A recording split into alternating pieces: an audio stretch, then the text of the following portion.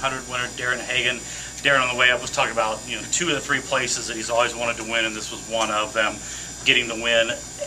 Has it set in yet that you won out here the night before the 500 yet? Oh, definitely not. I'll probably wake up in the morning, slap myself a couple times, and see if it's a dream or not. But no, it definitely hasn't set in yet.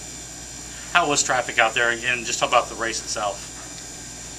The race itself, I told the guys before the race, you guys give me a pretty close race car to being perfect, and I'll ride in second. If I'm in second, you guys know we're okay, and if I'm any worse in second, you know I'm in trouble. So I rode there in second for a while, and the 9 car dived in on the bottom of 1 and 2, and I was just like, oh man, I can't fall back here. I got to get going a little bit. So then I got out front, passed Clausen down here 1 and 2, and got out front and started riding a little more, and like 10 laps to go. And I was like, oh, I better wear my stuff out now, make sure they can't get to me. So, these guys at RFMS, Liberty Village, Gladdery and Poland, Henchman Racewear, Speedway Automotive, and Speedway Engines, and Esslinger, they put a great race car underneath me, and just to come to this wonderful facility, being one of 3 places I wanted to win growing up as a kid here, Irwindale Speedway and Winchester Speedway, and to get 2 of the 3 done. We won at Winchester back-to-back in a sprint car.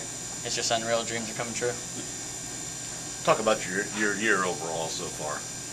Oh, it's been a wild year. I've only raced 3 races. I broke my back in November. November 5th, broke my back and was out for a little while. And we raced Dodge City in a midget, half-mile dirt track. And then, 4 times, 2 nights in a row there, and then went to the 100 last week and kind of gave that one away. I felt like I gave it away with 9 laps to go. I jumped the cushion getting into 1 and gave it away, and told the guys, if we won't do that again, you guys give me that close of a race car and work your butts off all week, I won't mess up like that no more. So how have you been thinking about this race and about winning this race all week long? I think I've been thinking about winning this race since 2004, first time I came here. And actually, a couple years ago,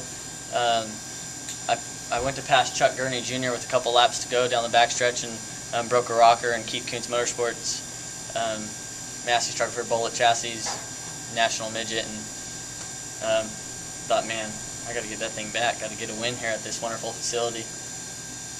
How good was your car coming out of restarts? Oh man, we've worked our butts off.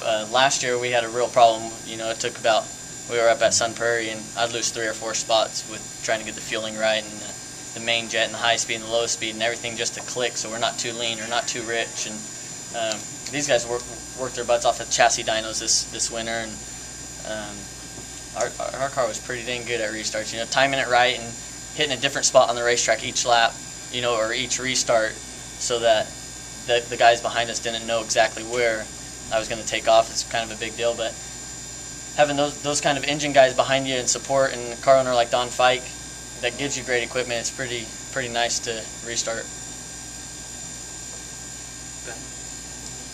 Anything? DJ?